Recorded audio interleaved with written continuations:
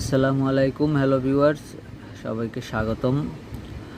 যারা অনেক প্রতীক্ষায় ছিলেন, অপেক্ষায় ছিলেন যে বদলি সফটওয়্যারে তথ্য দিতে পারেন নাই এবং হতাশায় ছিলেন যে সকল প্রতিষ্ঠান প্রধানরা এবং যারা আমরা চাকরি করতেছি, যে আমাদের বহুকাঙ্ক্ষিত যে আমাদের বদলি সেই নীতিমালার জন্য আমাদের যে তথ্য প্রদান করা, তো সেই তথ্য প্রদান করার জন্য 9 তারিখ পর্যন্ত বদলি সফটওয়্যারে কাজ হয়। এরপর 10 তারিখে লক্ষাধিক ইউজার একসঙ্গে প্রবেশ করার কারণে সফটওয়্যারটি সার্ভার ডাউন হয়ে যায়।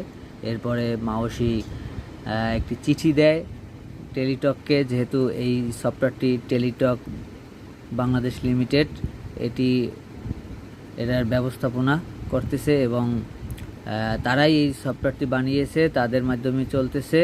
তো এই সফটওয়্যারে আজকে বিকেলে যা ডেইলি ক্যাম্পাস এবং অন্যান্য সংবাদ মাধ্যমের মাধ্যমে জানতে পারলাম যে আজকে মঙ্গলবার বিকেল থেকে সফটওয়্যারটি সচল হওয়ার কথা। তো আমরা দেখতে পাচ্ছি এখন 9টা বাজে, এখন পর্যন্ত সফটওয়্যারটি সচল হয়নি এবং আমরা আমাদেরকে যে লিংক দেয়া হয়েছিল সেই লিংকে আমরা যখন প্রবেশ করি, তো সেই লিংকে প্রবেশ করা এখন পর্যন্ত যায় না।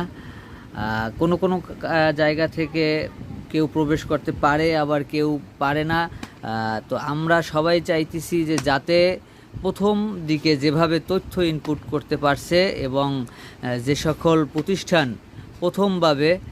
প্রথম দিকে যে তথ্য ইনপুট করতে পারছে যেভাবে, ঠিক সেইভাবে যেন এই সফটওয়্যারটি সচল হয়ে যায় এবং আমাদেরকে মেয়াদ বৃদ্ধি করে মাওসি একটি সুনির্দিষ্ট তারিখ ডিসাইড করে তারপরে নোটিশ জারি করুক, যাতে সবাই এই বদলির নীতিমালার আওতায় আসতে পারে। ধন্যবাদ সকলকে।